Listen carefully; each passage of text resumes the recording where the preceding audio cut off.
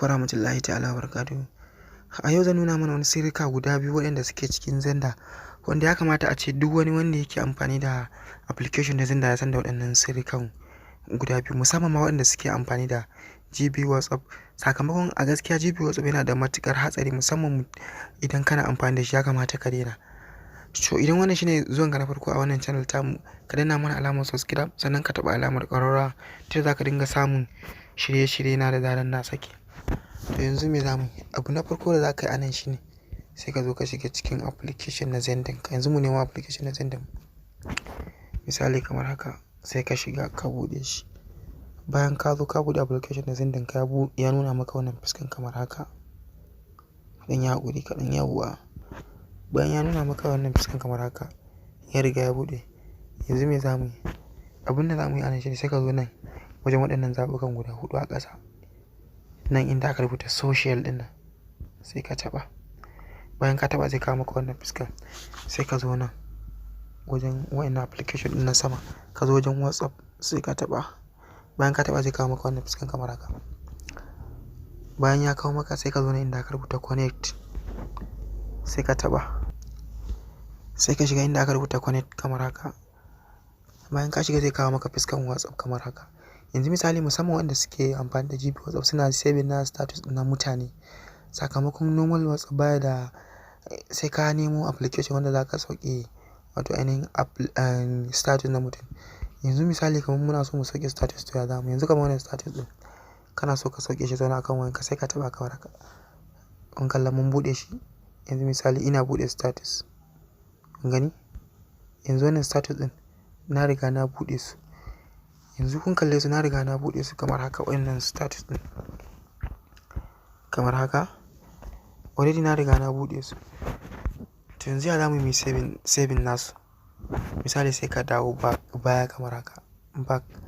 Bayan ka dawo baya, to idan kuka kula dukkanin wani status da muka buɗe anan za ku gan shi kamar haka. Yanzu misali wannan mun riga mun buɗe shi.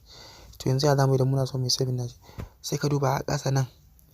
Gashi nan a nan ƙasa za ka kalla ga waɗansu zaɓuka guda uku a nan. Bari in nuna mana su.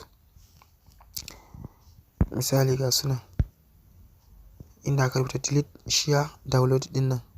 Sai ka zo ka taɓa download. Ka galla ya riga ya save it to storage. Already wannan ya riga ya zauna akan wayar mu kenan. Sai ka ja haka. Yanzu wannan a ce muna so mu sauke shi. Sai ka danna download shi ma. In kalla already ya riga ya zauna akan wayar mu.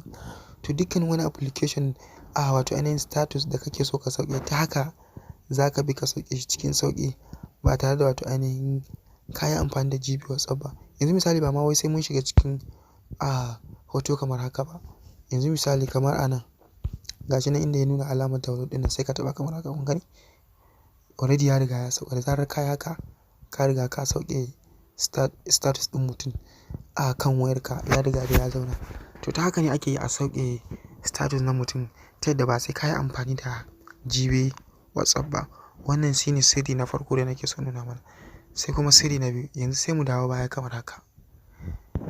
Yanzu bayan mun dawo baya sai ka zo nan har ila yau dai inda aka rubuta social ɗin nan sai ka ƙara taɓa. Bayan ka taɓa zai kawo maka wannan fuskan kamar haka. Sai ka zo ka shiga cikin Facebook naka kamar haka. Bayan ka zo ka shiga cikin Facebook zai nuna maka alamun fuskan Facebook kamar haka. Misali, sau tari wani lokaci za ka kalla mun shiga Facebook muna duba wani abu ko kuma wani labari ne ya kai mu, sai kuma mu kalla wani bidiyo wanda bidiyon ɗin ya burge mu.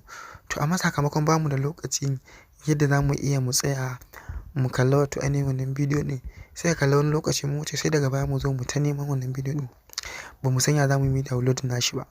Ko kuma wani lokaci za ka kalla mutum ma kwata-kwata bai san ya zai yi download na bidiyo a Facebook ba idan ya gan shi sai ya rasa ya zai. To yanzu ya za mu yi? Abin da za ka yi anan shine bayan ka zo ka shiga cikin Facebook naka, bari mu nemi bidiyo. Ku yi haƙuri a hankali, bari mu nemi bidiyo.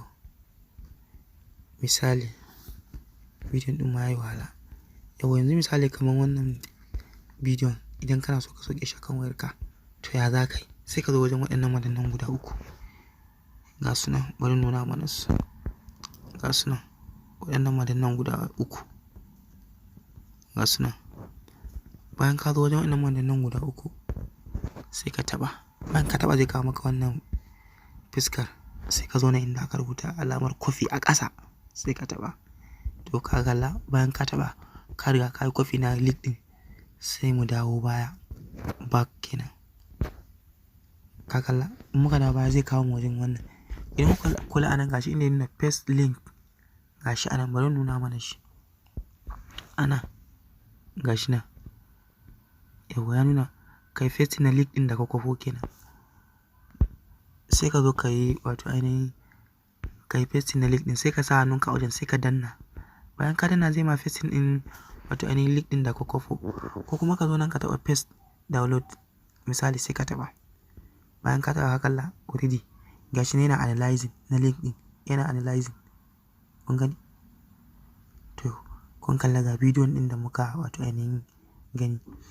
Gashi na kun kalla already ya riga ya buɗe mana. Yanzu da zarar mun shiga cikin shi bidiyon ɗin zai buɗe. Za ka yi ka kalla. Sannan kuma idan sauke bidiyon ɗin ma kake so ka yi za ka iya ka sauke bidiyon ɗin. Did you know that simulated stock trading can also make money? You can earn.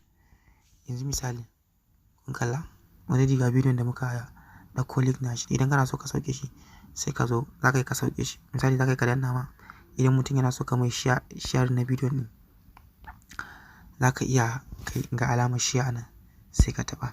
Zai nuno maka da wato ainihin idan za ka yi share na shi ko a Facebook ko a duk a wato ainihin abin da kake so ka tura shi ko WhatsApp da wani abu. To ta haka ne ake bi a yi downloading da wato ainihin bidiyo a Facebook da kuma yin saving na status ɗin mutum ta yadda ba sai ka yi amfani da GB WhatsApp ba.